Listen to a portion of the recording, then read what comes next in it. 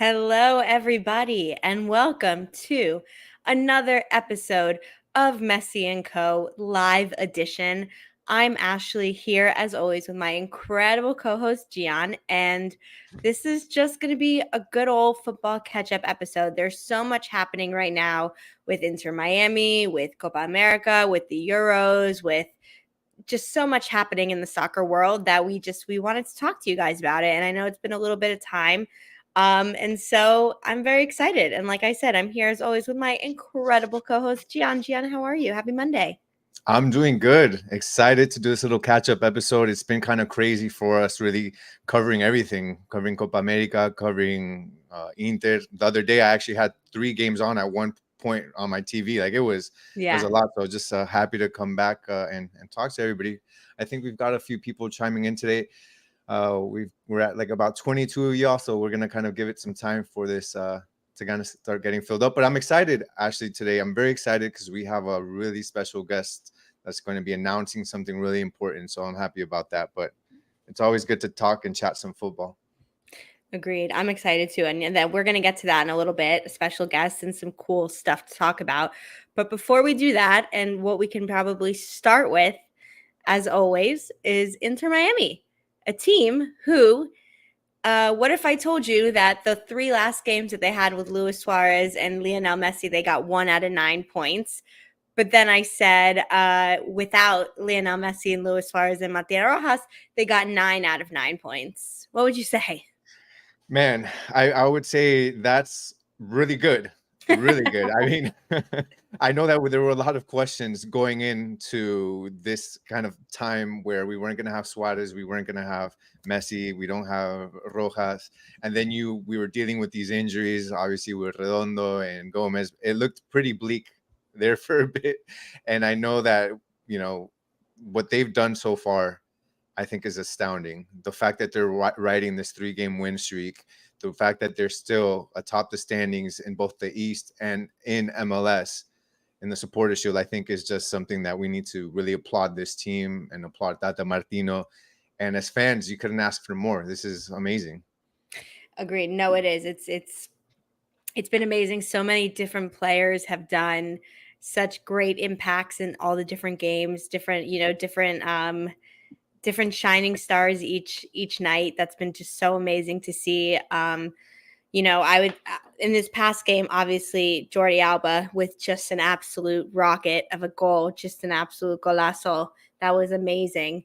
And yeah, just Ian Frey. We haven't even spoken about Ian Frey because we've had so many other things happening in our life, including Copa America, the Euros, just personal things. Like we've just been all over the place. Ian Frey, who got to return to action last week in the home game against who did we play at home? Oh, Columbus Crew, who we had thought we were not going to do well against. We're like, we don't have Tomas Aviles. We don't have, we don't have David Ruiz. We have a lot of players not available. We didn't have Gomez. We didn't have Redondo. We didn't have Rojas. We didn't have Messi. As far as like the list went on and on and on. We didn't have all these players playing against the most in-form MLS team at the time in the Columbus Crew. We thought that we were in trouble. And you know what? They pulled out an incredible win against them. And Ian Frey, who's played now in both of these games, is just an absolute superstar. And we said it. We've been Gian, have we not been saying all season? We're like, God, you know what would be really great if we had Ian Frey playing? Like, how many times have we said that? That's incredible for him. We knew from what we saw last season with him, that spark, that really what he could bring, like I guess flashes of that. But Yeah. he comes in and immediately is like the biggest, like it's a shining star on this team. The fact that he comes in back-to-back games, scores 2 goals. Beautiful goals. And that wasn't even expected from him. That's like we just wanted him for the defense. So he comes in and he's not only does the defense look great with him and has been much better, but then he comes in and he's also an offensive threat and it's something that maybe we haven't necessarily always excelled at, is, you know, scoring off of the set pieces, but that's just another weapon right there with him. So I think that that is just amazing. It's great to see him. You know, when these players come back from these really difficult injuries, and obviously not just one but multiple injuries for Ian Frey, for him to come back in this manner, like sometimes it's other players, like it takes some time to get in a groove. It takes some time to really be playing at their best, and for him to just do this is, I think, incredible, and I'm just so happy. But not only him, not only Ian Frey, but we got Redondo and we got Gomez back. I think that was great as well. The fact that they were able to come in and Yeah. immediately also be really good on the pitch, because you know, you're missing some top guys, but what Tata Martino has been able to do with those two, I mean, he was able to put Busquets to help in defense, because he was then able to have Redondo there in the midfield. That was helpful. Not another one, Yannick Bright, was also able to be a staple there in that midfield defensively, and then Gomez be able to play on that left wing. I mean, right now this team is looking great, and Tata Martino has gotten a lot of criticism. Um, Sometimes deservedly, sometimes I think a little too much. And I think that he's really right now proven that, man, he's been able to make this team gel, and he's looked really good. And hey, he was actually on team of the match day Yeah. for this last match day. Him and who else was it? There was a couple of others that were on there. I think it was Ian, Jordi right? Alba and Ian Frey, maybe. Just, yeah. I mean, agreed with everything you said. And seeing in this game that we got Gomez and Redondo back playing at a very high level was really, really great. And it's just now, you know, that midfield is really getting packed, right? With some really good options, which is what we've been wanting. We've been wanting to have these options in the go forward too. I mean, Robert Taylor got to be used as a super sub. I think that you know, we'll probably, once we have everyone back from Copa and stuff like that, like I think probably Benjamin Kramaski will also become a super sub, right? Like thinking about having that attacking six and then being able to bring on Robert Taylor and Kramaski in the second half, like we're starting to really be like a super, and Yannick Bright too, like we're being a really super deep, super powerful team, and someone who we have talked about, that everyone has talked about, and it'll be kind of our last quick point before we move on, because there is a lot to talk about. Julian Gressel has had an absolutely beautiful 3 games of football. He scored a great goal. He's gotten a few assists, and he's just been playing really, really well. He's been a threat almost every time he's touched the ball in the final third. He's been spacing himself out so well and completely helping balance the team, especially from an offensive standpoint, because we really need it, right? With so many of our offensive firepower out, with letting Campana stay in the middle and do his thing as a hold up play, and setting up where he can. An absolute weapon for this team, and something that we think, you know, we've all expected and known he can be, and he kind of been able to like really bring it out, right? So it's been just so impressed by the last few weeks, and just doing, you know, getting 9 out of 9 so far, meaning we're really only going to have 3 games left probably without Messi, maybe, you know, depending on how things go. And it's just it's going to be a really fun couple of months as an Inter Miami fan, I think. Yeah, agreed. I want to just double check. Can you hear me well, Ashley, right now? I can hear you. I think your mic is like your mic is quieter than normal, but everyone can hear you for sure. You can let us know in the comments. Like everyone can hear you. It's just not at your usual booming voice. Oh, okay. I just want to check because we do have a special guest actually coming on right now, and I wanted to introduce him. So I actually am It works my better when volume. it's closer to your mouth. Like now Yeah. it's louder, so you may Yeah, just you need can to hear hold me. it. Okay, great. So we're going to do this in the meantime. So we're going to go ahead and introduce somebody that is a special guest and an announcement that this special guest also has. So I'm going to go ahead and bring them on. Give me 1 second. Hi, Matt. Hey guys, how are you? How are you? How are you? So, Hey, Matt. this is Ashley. She is my co-host here. I am Gian, and guys, just welcome Matt to the show. This is Matt. We are Messi and Co. We are part of the 5 Reasons Network. And actually, Agustin has also joined, so I'm going to bring him on really quickly here. Agustin, how are you doing? Hey, how's it going, guys? Good, good, good. So I wanted to bring you guys on, and for those of you that are watching here, this is Matt and Agustin. They are from Saturdays Football. And I met Augustine, I think about a week ago over at a soccer tournament. And this, I mean, if you haven't heard of Saturdays Football, I don't know where you've been at in the football community, because they are huge. I met Augustine. He was at this tournament. He had a bunch of really cool vintage shirts, football shirts out there. He had really cool gear. And I'm actually wearing one of them right here, Saturdays Football. And Saturdays Football, if you guys haven't heard of them, they are a really, really cool street sportswear brand that basically started as a community, a community company, really just getting soccer and football and having players just around the community, having them play together. And they've slowly evolved, and now they have vintage t-shirts and vintage shirts. And I don't want to take too much of it, but I kind of want to introduce them and have you, Matt, maybe talk to us a little bit about the brand, about your company, and a really cool announcement, because I know you guys have some stores in New York and in LA. There's a really cool announcement coming up, that a store possibly in our area in South Florida. Yeah, thanks for having us, guys. Yeah, Augustine said great things about you guys. Happy to get on here and talk. Yeah, we have stores. It first started out as just basically a bunch of us getting together to play and create products and do different things, have little events, stuff like that. That was 2018, and now we're a bunch of stores, more stores coming. Yeah, a lot of cool events, all community based, free to play pickup, watch parties. Oh God, there's just so much kid jersey trading events, stuff like that we do. But yeah, so this weekend, Thursday, is our first day in Miami for our store there, right there in Wynwood.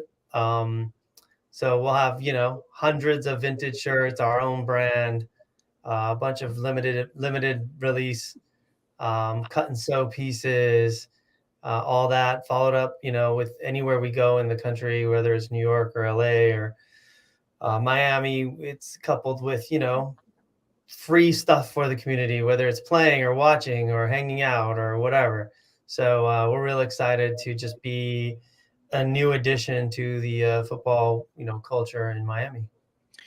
Great. Yeah, I'm excited to have you guys around. I've been following you on Instagram for a while. I've been, seeing a lot of your jerseys, really cool jerseys. I mean, you're talking about like vintage Zidane France jerseys. If you're, vintage Valderrama, Pibe Valderrama jerseys. I know I was reading an article, Matt, that you had been featured on, where you actually talked about some of your favorite jerseys, one being the 1994 World Cup jersey, that you really liked, the 1994 Diego Maradona World Cup jersey.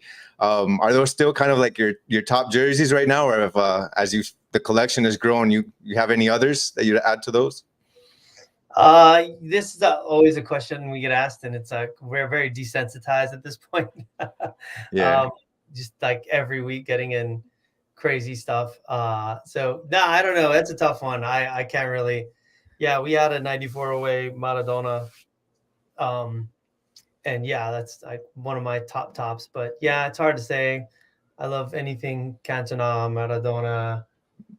I mean, there's so many. Yeah. It's a really tough question. Yeah. No, of course. No. And I think that one of the things, as you mentioned previously, is, you guys have a motto here, and I hope I'm saying it right. It's always play free, fuck pay to play. Yeah. And I think that you guys have kind of, shown that, where you have these really cool tournaments all over the US. I think Ronaldinho was at one that you guys were at recently, or was it Neymar? Sorry, Neymar was at one that you were at recently. And is that kind of the expectation for here, that what you want to bring to South Florida is a lot more community events where you've got people just of all skill sets coming down, getting together to play? Kind of like how you grew up. You said Saturdays Football. That's where that came from. You and your friends, basically, that's what Saturdays were for. You knew you were going to get together. You knew you guys were going to, touch the ball and have fun. that's kind of what you guys want to bring too, right? Yeah, that's their origin of the brand. It's about free to play. Is we live in a country where it's very pay to play, so we are always top of mind. How do we create more opportunities for people to get together without any barriers to entry? So adults, kids, whatever it may be. In LA, we have a game that's been going for 5 years, and on like a Tuesday, Thursday, 8 a.m. there's like 50 people show up. Yeah. In New York, we have a really great game in Brooklyn that tons of people show up to. So we're just spreading that as fast as we can with limited resources that we have, but we do the best we can, and people love it. It's a very difficult thing we have here in the U.S. It stops a lot of people from playing, and it stops a lot of people from continuing to play.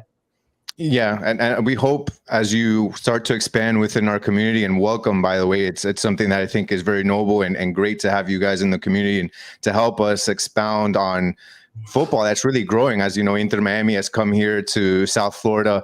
So I think that this is a really great initiative, along with the other great things that you guys bring, which is number one, your streetwear brand, which is great. As you can see, if you guys can see here, I've got the hat. We've got the, let me show the side here. It's really neat. You've got this FC Barcelona one. They also have Real Madrid. If that's something that you like, I got the whole kit. I got the shorts. You guys can see that. The last one here.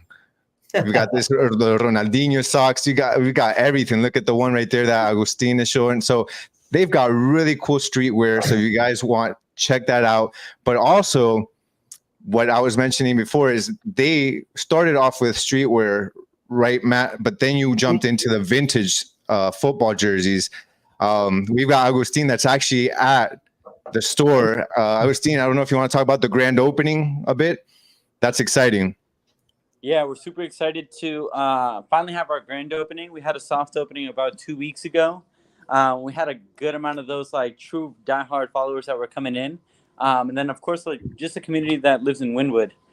There's a lot of art activations, a lot of like really cool restaurants. So it's the Mecca where football, food, music, everything kind of intersects. So it was just like a really good location for us to be at. So we were super excited to do that soft opening, and now we're even more hyped for the grand opening. That's awesome. Yeah, awesome. We're excited. We're really excited for that grand opening. I know that my wife is already telling me that she needs to go in there and find a Pibe Valderrama shirt. I don't know if you guys have one. Save it for me if you do. But we're really excited. So that's July 4th. What time is it opening at? Oh, that's the sweater. Actually, and Pibe, if I'm not mistaken, was pictured on social media wearing that. Yeah, it was he through a friend hit us up and was like, can I have one? I was like, yeah, of course. That's awesome. I live in Wynwood, so I can't wait to go check it out and see what kind of cool stuff you have. I think is, we've always been saying, tying into like the show Messi and Co, like what is one of the biggest things, obviously around the world people are watching, but just what he's bringing to the Miami community and the South Florida community. Every game is, sold out, packed. You see Messi jerseys everywhere, the pink jerseys everywhere. It's just something that's bringing together people of all culture, all ethnicity, all backgrounds, just loving soccer and loving him. And so, yeah, I think this will be another great example of a place in South Florida where people can connect about soccer and check out some really cool stuff. Yeah. So I'm really excited for this, and hopefully, we can. I think if there's one thing that we do on this show is try to always get as much attention to the things that we feel are important and really cool and great for this community. And this is definitely something that I'm behind, and sparked up a friendship with Agustin, and he's a great guy. And Matt, I really appreciate you. I know how busy you probably are setting up a new store and getting everything ready. So that the fact that you're able to come on here and talk about it, that's really neat. So we really appreciate you all. I would say before we let you guys leave, because again, how busy you guys are, thoughts on Copa America. Who are your favorites? 2 favorites. I'll start with you, Matt. 2 favorites for Copa America. Uruguay. Okay. That's a good one. I think they could do it. They look so good. So, I mean, that's my. Yeah, it's going to be Copa America. I don't really have a. Yeah. I don't have like a diehard, that I'm super passionate about. The U.S. is a mess, but Uruguay. That's what. Yeah, I feel the same. Uruguay is my team. Yeah. It makes sense. They're definitely in the top 3, so they can definitely do that. What about you, Austin? I know what you're gonna say. At least one of them, but go ahead. Yeah, you know me. Being born out in Argentina, I gotta go behind them always. Uruguay is definitely looking scary, and honestly, I think it is gonna end up both of them being in the final. And they're gonna, I think one of them is gonna come out and break the streak because right now they're tied with Copa America titles. I think we each have 15. Yeah. It's going to be very, very interesting. I think it's going to be it. And I don't want to call it too early, but it'll be a good game. Those are some good picks. To me, and we've had some Copa America episodes that we've been doing, and definitely Uruguay and Argentina are in the top 3. So, but I'm from Ecuador, so it's gonna be tough. We're facing Argentina next, and I don't know. Always gotta. He's gonna watch with his eyes closed because he's not gonna be sure what to do. Like he has to root for Messi, but also root for Ecuador. Yeah. So, but I'm excited for that game. But yeah, any before we let you both go, anything else you'd like to add or say about Saturday's football? And let people know where they can follow and check you out on social so they can learn more about the store. Yeah, where it's the Instagram's best way at Saturdays Football. Yeah, come by 219 Northwest 23rd Street, right there on Second Avenue and 23rd Street. Yeah, we're here for good, so get ready for a lot of cool, fun community events and always new. Every time you go to the store, you're not going to see the same stuff. So from day to day, restocking with really, really great stuff, constantly designing new stuff for the community, and just tons of free, fun things for football culture in Miami. Awesome. Great. Well, we appreciate you both joining us, and we'll definitely, hopefully, this week I'm making the trip. I know I am, so I will definitely be there. We're gonna go at the same time. We'll go at the same time. We'll go there. Hopefully, get some cool shots over there to share on socials, and we really appreciate you both jumping on. Thank you, guys. I really appreciate you guys. Thank you so much. Bye. Very cool. Well, that was Matt and Augustine from Saturday's Football coming on and telling us about the grand opening and just about in general. Super cool. Again, you want to follow them at Saturday's Football on Instagram, where you can, find out all the exclusive cool information.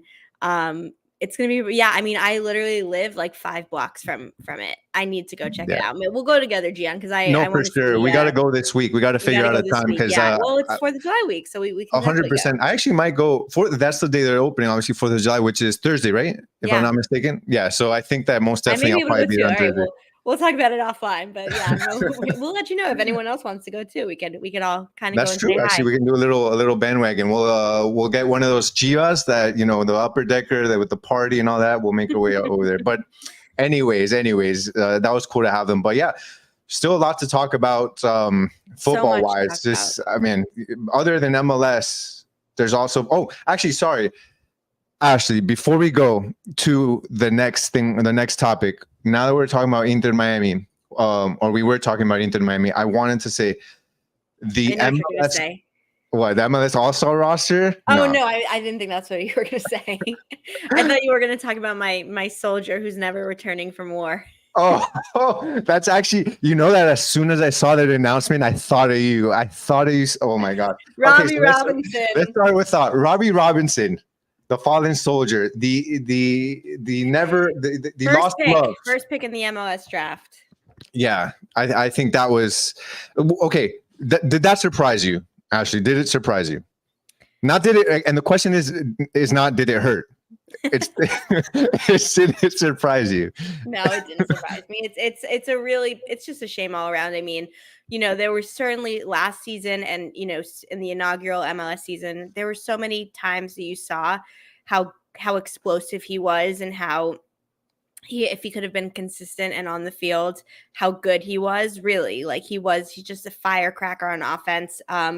But just got too many injuries, got injured, couldn't stay on the field 4 years on and off of injury. And we have enough firepower now where he wouldn't even sniff the bench. So it had to happen. It's sad, but I wish him the best of luck, in his career, and hopefully he can get off, get off the injury report and stay healthy and keep going. But yeah, that's all I'll say about Robbie Robinson. Could have been him That's and as much Messi as could we have been can the say. best front. Him, Messi, and Suarez could have been the best front three history of sports. Oh my gosh, yes, definitely. Yeah, I think that's the most you can say before shedding a tear. I know that must be very difficult for you, but yeah, I mean, I agree. It wasn't surprising. I thought at some point it was going to happen. Just the fact that his availability, unfortunately, and now with this team being so versatile, if he's not available, I don't think that they were going to continue down that path. But who knows? I'm not sure. I have to look at the roster and see what that opens up. If it opens up, what type of spacing, if to bring in another player. We know that there's been talks about Angel Di Maria, and there's been talks about other players, but that's yet to be seen. But I was also going to bring up the All-Star roster is out. Yeah. And 4 of our players, Inter Miami, are on the All-Star roster. So I thought that was pretty cool. Obviously, if you had to guess which 4, I think it's easy. But obviously, it's Jordi Alba, Busquets, Suarez, and Messi. So that's going to be really neat. How much and if they'll play remains to be seen. But they're definitely on that roster. So that was pretty neat. Agreed. Yeah, I hope they, it depends obviously on what's happening with Copa and just in general, but it's nice, for the MLS community. I think, they all see the value obviously in all of those players, and especially in the last few weeks, you can see just how Jordi Alba and Sergio Busquets are still, on almost any field in MLS are going to still be the top 3 or 4 players on the field. They're still that good. And Jordi Alba, I mean, that absolute goal, just rocket, and just in the last few weeks, knowing where he needs to be, knowing if he needs to play forward and be super aggressive, or if he needs to play really strongly on defense, like against Columbus Crew, he had to really sit back and he had to help a ton defensively, like more than normal, and he did, and he just knows where to be and he knows what to do. And so does Sergio Busquets, same thing, having to kind of, especially with Tomas Aviles being out these last few games, needing to be in that backline fortification with Christoph and with, Sailor or Ian Frey or whoever it is, with Cello gone too. It's and yeah, so I mean, they're still absolute superstars. Sergio Busquets is going to go down in history as one of the best to ever play his position. Jordi Alba is going to go down as a top 5 or 10 to ever play his position. So no doubt. And obviously Suarez and Messi, same. So yeah, I hope they get to go and participate, and it'll be fun to see, what it looks like from the MLS, what they kind of put together for the fans. But no surprise for sure. Yeah, agreed. I hope they do get some playing time, but just for the fans. But for me, I'm fine either way. I just want to make sure they're safe and ready for basically the second half of the season, as they're, this is really important. And Inter Miami, man, the fact that again, League Cup, and we have what's going to turn into, there's a lot of play left. There's a lot of, and we're still in first. I am surprised in a very positive way. And every game, it's like we're finding a new way to win. Super aggressive, super compact. The team is really playing together. Campana's gotten his goals. Obviously, Ian Frey has just been an absolute dynamite and has, and as far as I'm concerned, should be in the starting 11, even when the team is fully healthy and available. He should be there, whether it's going to be him and Tomas Aviles as a center back duo, or if it's going to be, maybe Cello goes to the bench. I don't know. I mean, I just think that there's no reason why Ian Frey shouldn't be starting for this team. Yeah. He's that Does good. Jordi Alba only score bangers, or is it just me? I mean, Jordan, it's because it's his left foot, and they're from outside of the box, so they always give banger energy for sure. That was disgusting. Like as and as he was nasty as leaving they come. his foot, I said, "That's golazo." I knew it was from where he caught it too. Like, you just sometimes know. Yeah, man. No, that was good. But I guess so switching gears, as we can talk a little bit about Copa America, right? So there's a lot going on with Copa America. We had we've been doing some episodes, and we'll have another this week about Copa America, because match day 3 is wrapping up today and tomorrow. And we'll know who's in the quarterfinal. But so far, we've got I believe Group A and Group B. We know who's going to the quarterfinals. How do you feel about the four teams out of Group A and Group B? Any surprises there? What do you think? I think Canada is a surprise. Like it's a pleasant surprise, I'd say. They didn't do anything absolutely like magical in any of the matches, but Yeah. they did enough. And we're going to talk about the other team that speaks English that did not do enough, or has probably won't do enough. And that just goes to show, that's what major tournaments are about. You got to win, you got to figure it out, and you got to just do whatever you can to advance. Look at Ecuador, same thing. You had a terrible first match, everything that could go wrong went wrong, but they managed to figure it out and do whatever they had to do to get a result. And so no surprise out of there.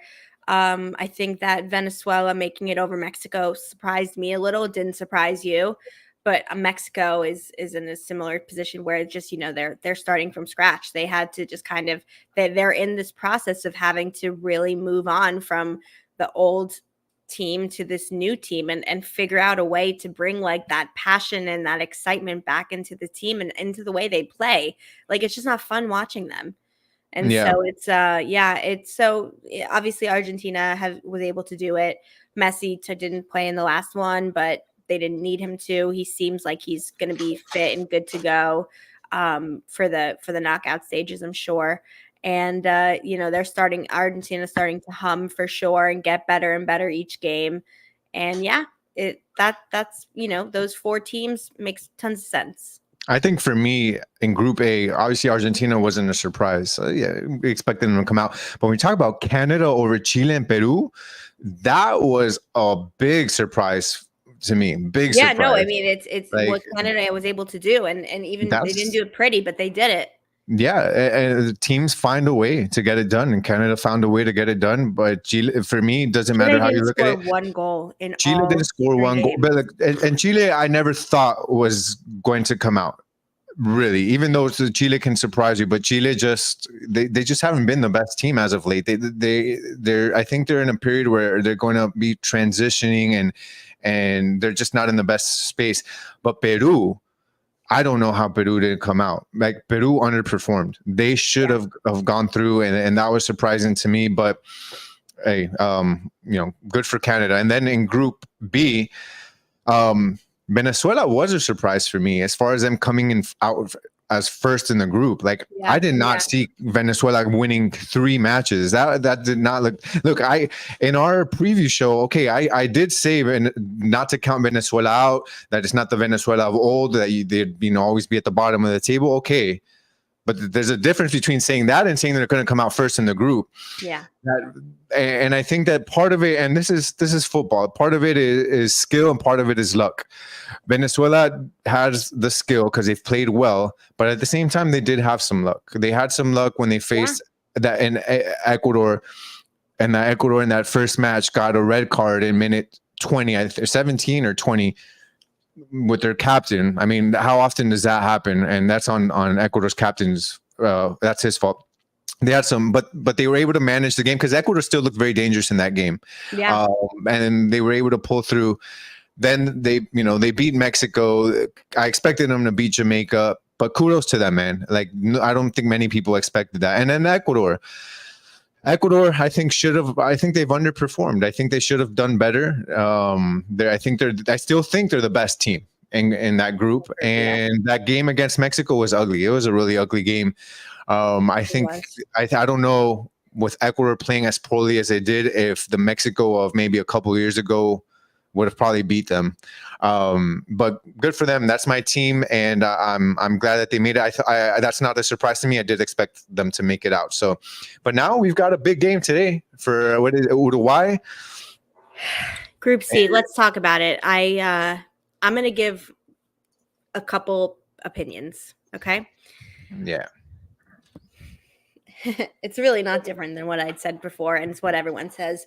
The amount of talent that this U.S. team has, and the amount of opportunity that this U.S. team has, and the fact that they are hosting 2 major tournaments in a row, and that their best 4 players are in the prime of their careers playing in Europe. and you play this sorry style of soccer and you just act like woe is me and that we aren't, that we, we're doing the best we can, and that, it is what it is, and it's CONCACAF is hard, and playing against teams and Spanish teams are hard. Stop. This coach is an underachieving coach. This coach is not someone who's going to take you and win you a major tournament or get you close to a major tournament. The U.S. isn't going to be hosting every Copa America and every World Cup for the next 10 years. We only have this period of time when we have Christian, we have Tyler Adams, we have Timothy Way, who obviously made this crucial error, but who has, for the most part, been sensational as a U.S. men's national team player. Weston McKennie, we have, and Flo Balogun, who's now in both games he's played in, scored absolutely great goals and done his job as a starting striker. And, sometimes maybe in the friendlies hasn't been always that great, but scored 2 great goals and has done exactly what's asked for him. The fact that this coach cannot, one, inspire the discipline of this team and from minute 0 to minute 90. This happened in the quarterfinals against Trinidad a couple months ago. Serginho Dest gets sent off in the beginning of the game for a stupid error where he just got mad and decided to get 2 yellow cards in a row. Tim Way, who never really lets this kind of stuff get to him, gets a red card in the first 20 minutes of a crucial game where there was zero reason to do it. Zero. And it's, people are like, those are the players individually being hot-headed and making mistakes. Yeah, but it's also because they're in an environment where they don't feel like they're not being pushed to excellence. The federation isn't pushing them to excellence. The coach is not pushing them to excellence. And them as teammates are not pushing themselves to excellence. And the fact that they may lose tonight and not make it out of the group stage against Panama and Bolivia, when you're this talented of a team and the best you've ever been, is a disgrace and is so unbelievably disrespectful to all of the U.S. fans who care so much about this team and who have ridden with them when they were low, when they were high, doesn't matter. Soccer is not the number 1 sport in this country. It's number 4, but they still get incredible amounts of support and excitement from fans who just want to see them play hard and care. And they seem like a team who doesn't care and a federation who doesn't care. And they're not getting rid of this coach. So as a US fan, it's really hard to see because it seems like they don't care about taking that step ahead, even though they have all the tools to do it. They just don't care. And that's my harsh reality I'm in right now, is that they don't deserve it because they just don't seem like they care from top down. So I think that there are a lot of other U.S. fans that probably agree with you. And I think that there's an overwhelming amount, definitely. So I don't think that's too harsh. I think that the U.S. has had a lot of players that are very good. And this is probably one of the best teams they've had in a while. They're now kind of considered the top team in CONCACAF. It's not Mexico anymore. So I think the expectations are a lot higher. But you've got a coach that many people think shouldn't be on this team, and that many people think has already gotten the opportunities that he was given, that hasn't shown that he deserves to get more opportunities. But for one reason or another, the federation decides to give him more time. And whatever happens, at least from what I've read, whatever happens in this tournament, whether they make it out of the group stage or not, he's going to continue as the coach. And I think that you're well in the right position to be able to say that. We'll have to see. We'll have to see what happens tonight. I think that if the U.S. somehow pulls off a miracle and beats Uruguay, then I think that'll hopefully, I don't know if that'll take the pressure off of Berhalter, because I just pressure is not even, that's the problem. There isn't pressure on Berhalter. There's no pressure on him from the federation. The pressure is from the fans, but what do the fans matter? Fans don't matter. They're not the ones making the decisions. So the reason is there's no pressure on him, and there's no pressure on the players. Like, if we're being completely honest, let me tell you something right now. In that Panama game, you cannot predict that Tim Way is going to make that mistake. You can't, for sure. You can't predict it. But our 10 players are still better than Panama's starting 11. And the fact that you should have been able to get a draw. You should have been able to win. We could have won the game in like 3 different opportunities. but you should have been able to get a draw out of it and then been able to have it all to play for tonight. And now you're hoping to God that Uruguay rests all of their starters and or doesn't want to risk injury or plays, doesn't care about winning or whatever, and they're just, they know they won the group and they're looking at the next game, which is and that US is going to put every ounce of energy they have and somehow manage to get the win. You're hoping that as a US fan, but it's not going to prove or it's not going to change anything. It's a team, it's ill-disciplined team. It's a team that just doesn't have, they don't seem like they have that passion to want to win it all. And I'm not speaking about every individual player because, like Christian Pulisic puts in an absolute shift and is magnificent. Great. I think Gio Reyna is the same. I think that he has trouble in his clubs and he has sometimes troubles with, this, that, or the other, and injury.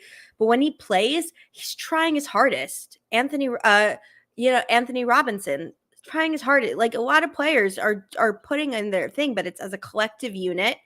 They don't feel that dying need to do it. Like in Argentina, you die for that, for every time you go and play. Rodrigo de Paul, like Lisandro Martinez, all these players, they will die on the field for their teammates and for Messi. They'll die for them.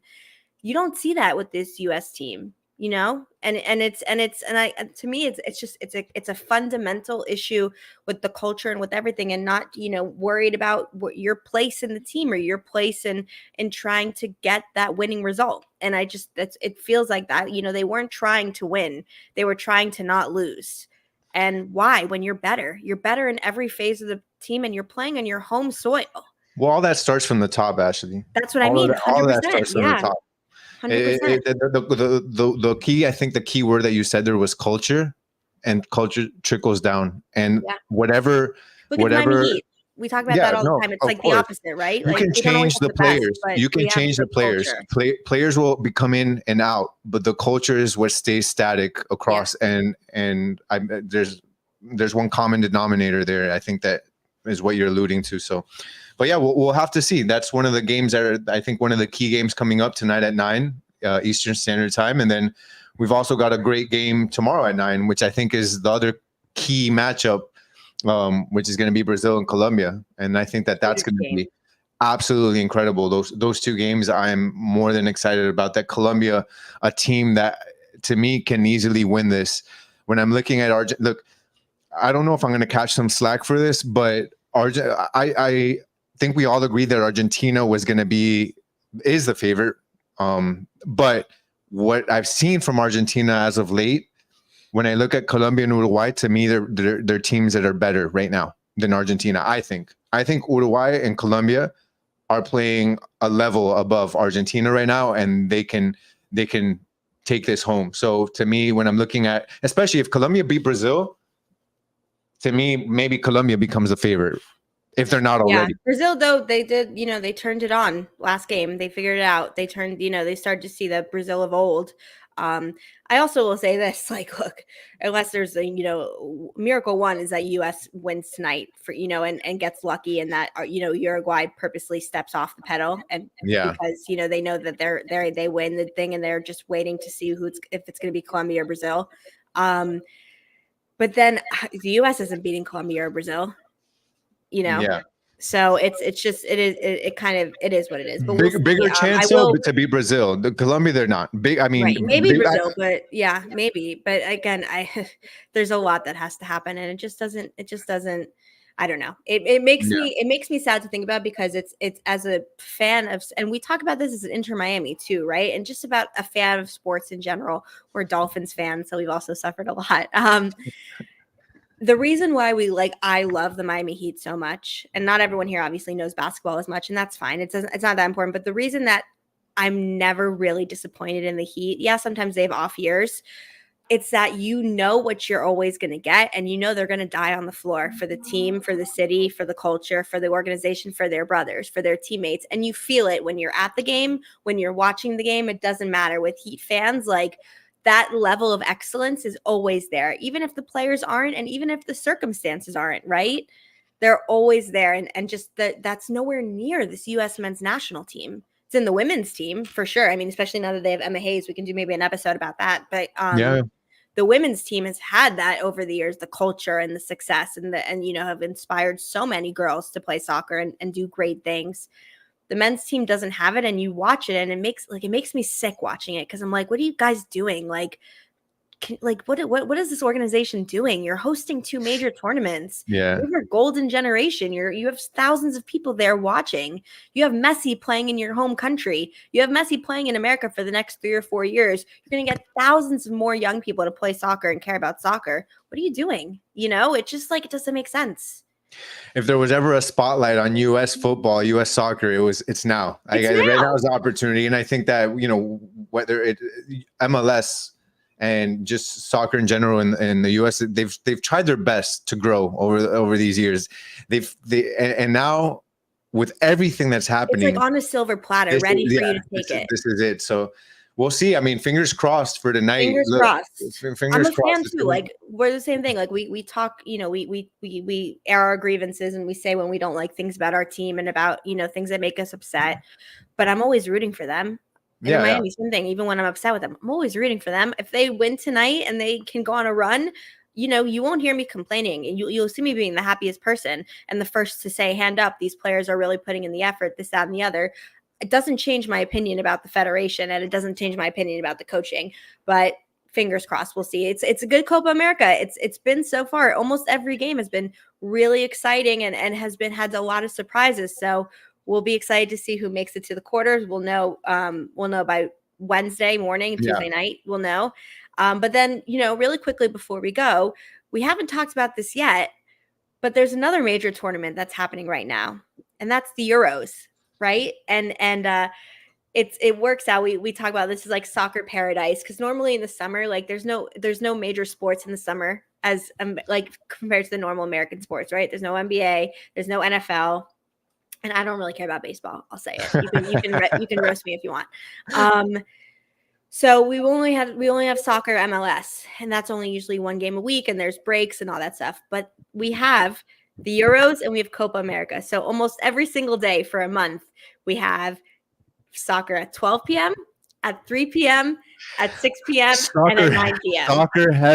Soccer heaven, man. Amazing. I love it. Yeah. And in Euros, you know, there's we have the powerhouses of Argentina, Brazil, Colombia, etc. You have the powerhouses of Spain, Germany, France, England, to name a few. Portugal. You know, you have just Georgia. Georgia. You have absolute, just amazing games happening right now in the Euros. Every game is good. Every game is great. I love these surprises. I love when you've got, I mean, unfortunately, you know, for Georgia, they lost and they're out of in the round of 16. But the fact that they made it to round of 16, that they beat Portugal 2-0, like that was really cool. I really enjoyed watching that. And then, but you know, they lost to Spain in the round of 16. Spain's going to be moving on to the quarterfinal. But that Spain team to me is, man, they're one of the favorites. That's Spain, that Spain team. Really Lamine Yamal, Nico, Williams. Pedri. I mean, they are nasty. They're such a good team. They're exciting to watch. They're so young. I love that team. They look great. Teams. Germany looks great. Germany, who, you know, has had a couple of really off years compared to the excellence we're used to. They seem back and roaring, right? And they have some just absolute amazing. They have Kimmich, you know, they have Musiala. They have a lot of amazing talent, and it's their home tournament. You know, so Germany going to continue to make some noise. France, who just beat Belgium today, who obviously Belgium still, you know, that's another example of a golden generation that just epically failed. Really epically failed. When talk about a golden generation, I mean, Kevin De Bruyne and Romelu Lukaku are 2 of the, you know, top whatever players to ever play the game. And you know, they couldn't figure it out. They had Eden Hazard, they had Thibaut Courtois, a lot of players, and I really thought Belgium could have won that one. I really did. I really thought Belgium could have beat France. It was a close game, only 1-0. Yeah, it wasn't the best performance by France, but you know, you still have Kylian Mbappe, you have Antoine Griezmann, you have N'Golo Kante, you have a lot of good players. And then Slovenia is another one that made it pretty far, made it into the round of 16 that I thought was also interesting along there with Georgia. There's some teams there that you didn't maybe expect to make it that far. Slovenia made it far. They lost to Portugal today in penalties. And it's funny, actually, Cristiano Ronaldo missed a penalty, and he was distraught. He was crying. Yeah, he's an emotional lad, but yeah, he definitely. but sometimes that's what we obviously we were joking around, but I mean he is going to be number 2 or 3 of all time to ever play the sport. So he's emotional, he cares, he's passionate. I'd take that over where I'm dealing with. I'd take that any day of the week over what I'm dealing with this U.S. team. Show me that you care so much that every time you don't do something good, it makes you that upset like that, But Portugal, they had a weird day today, but they made it through, 3 penalty saves in a row by Diego Costa is pretty amazing. What about Switzerland, Italy? Switzerland's been on a tear too. Switzerland, yeah, that's going to be Switzerland versus England. Let's talk about England for a second. I mean, I would say, honestly, like in terms of countries that from an international soccer perspective, number 1 for me is the U.S., but number 2 for me is England. Even before Argentina and all these things. Of course, I love Messi and everything, but explain why. So that I lived in England. I lived in England, and so I lived in England. I have family in England. I friends, and I've spent a lot of time in England, and I just know how important soccer is and the culture. And the team is like a second heart to me too, because I just, it's part of my heritage and my culture. And so I root for them, and it's been a tough tournament for them because they are, I would say kind of the other end of the spectrum, actually, where they have players that care a lot and that are so damn good that they like can't make it work on the field. It's like they all like forget how to like I don't know, like use their legs and play together. But I mean, they're full of just. Well, it's a different. I think it's a passion that we can't compare that, unfortunately. And maybe one day we'll have that sort of passion here in the U.S. But that European passion for football is just completely different, just because of the fact that you live, breathe, and die football over there. Yeah. You feel the weight of the crest of your country on your uniform. Like that passion is something that's why I love European football, why I love South American football, because of that passion. And man, those guys, they die on the field. Jude Bellingham with that goal, that goal was insane, huh? Rocks. Just, I mean, I think I personally, I don't think he will / should win the Ballon d'Or. I mean, we'll see how it all shakes out in the end. I mean, if England win the Euros and he scores a goal in the next whatever games, like maybe, things will go in his favor. I think it should be Vinicius Jr. probably. But yeah, I mean, Jude Bellingham is everything you want in your talisman of a team, you're right. Like just that absolute number 10, just an absolute. Jude Bellingham is really something special, and I love watching him. And yeah, I mean the rest of the team. Harry Kane still. I'm also, like I said, I lived in England. I'm also a Tottenham fan. I'm sorry, I see a Nottingham Forest fan in that. Don't give me hate. I'm a Tottenham fan, which means I'm a Harry Kane fan, and still one of the most prolific strikers in the world.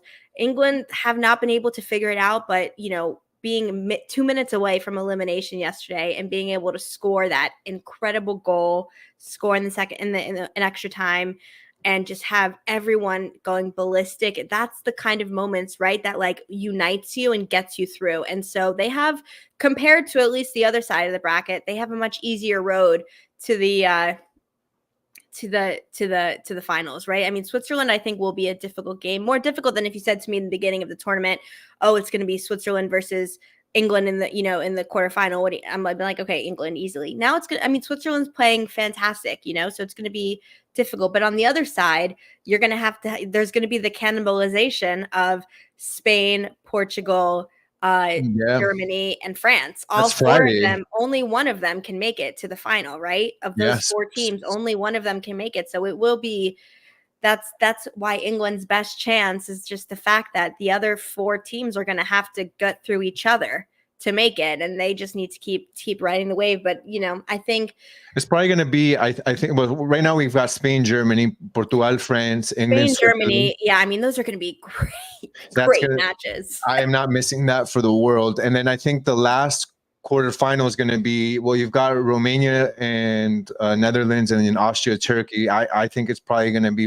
maybe Netherlands versus Turkey. I don't know. I think it's so open, but yeah, that's crazy that those four, like you said, have to cannibalize them. So Spain, Germany, Portugal, France. That's just insane. Yeah, Spain. It's going to be. I mean, real. And I would say honestly, whoever makes it out, like, really is probably the favorite over England or whoever makes it out of the other side. But Peaches, what team you from? So I'm just reading some of the comments. Peaches, what team you from? Yeah, right. Exactly. I think. Well, I think British. I'm getting the vibe that they're England. Yeah. It's like I don't want to talk about England. Yeah, but that was watching that. Like, was why you love sports. Like and you love soccer. So Nottingham.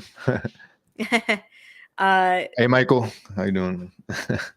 It's right now we're lucky, right? We have a lot of exciting soccer happening, and top of just these two fantastic tournaments, like we said in the beginning, Inter Miami 3-game win streak, putting in 3 dynamic, fantastic performances against 3 really good teams, where there was a different star every night for this Inter Miami side, and just showing the depth.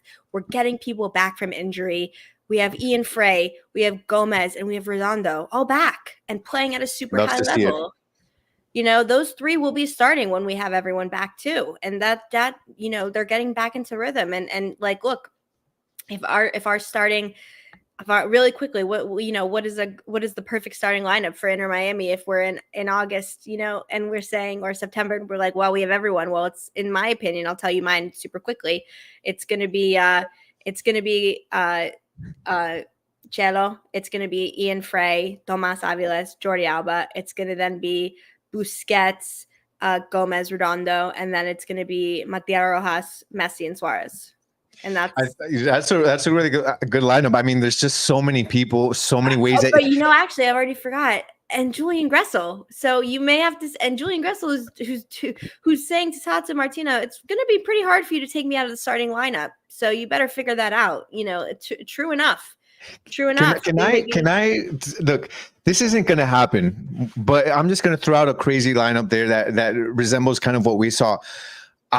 With the amount of players that we have available to play in that midfield, I don't think Busquets would agree to this, but God, I'd love Busquets to play center back the remainder of the season with Aviles and have Ian Frey on the right.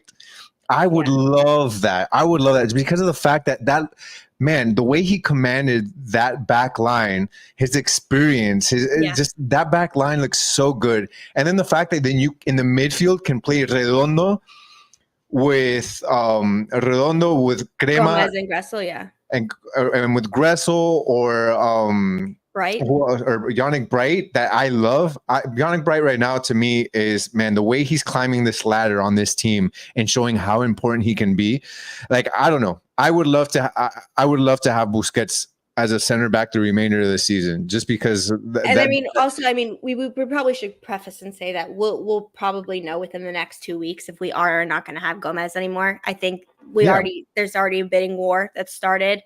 So if he's not there, I think that probably answers the question. If it's not Gomez, it will be Gressel for sure in that mid 3, I think. Do you think they sell Gomez without bringing somebody in though? Yeah, they don't need to. They don't need to bring someone in. No, but my point is, it's just because at that point, it's just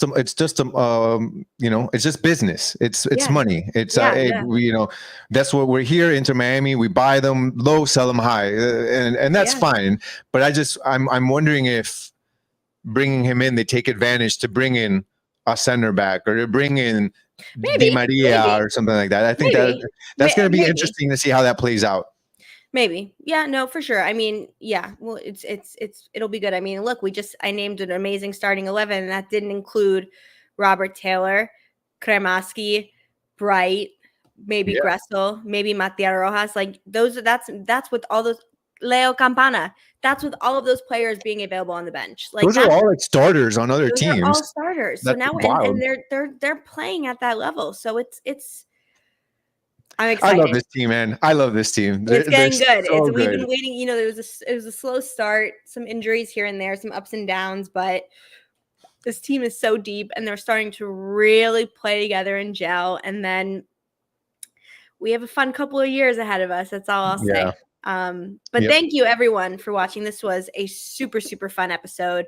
So we went so much to talk about. We talked about Inter Miami. We talked about Copa America. We talked about the Euros. And of course, we talked about Saturday's football and the fact that they're opening a brand new store in Wynwood, Miami. If you're local here, go check it out. If not, follow them on Instagram at Saturday's Football, right? Yeah, at Saturday's football. Really cool gear, vintage stuff. This is yeah, they do cool events. They do free soccer things around the country that we need, you know, to encourage people to play and learn more. So yeah, this has been a really great episode. We will be back, like we said, later in the week. We'll be doing more previews for Inter Miami. We'll be doing we'll see how the quarterfinals go for the Euros and who makes it to the quarterfinals for Copa. But yeah, so thank you so much, as always, for watching, for listening, for commenting. Make sure you're following us at Messi & Co. on Twitter/X, YouTube, same thing, notification bell on. Make sure you're subscribed, comment on this video. Let us know who you think is going to win the Euros and who you think is going to win Copa America. That's what I want to see. Leave your predictions for sure. Who's going to win it? We have enough of a sample size where I want to see some real answers. And we'll be here along the way to debate it and to decide and to watch. So thank you for watching. I'm Ashley. That is Gian, and we will see you next time. See you guys next time.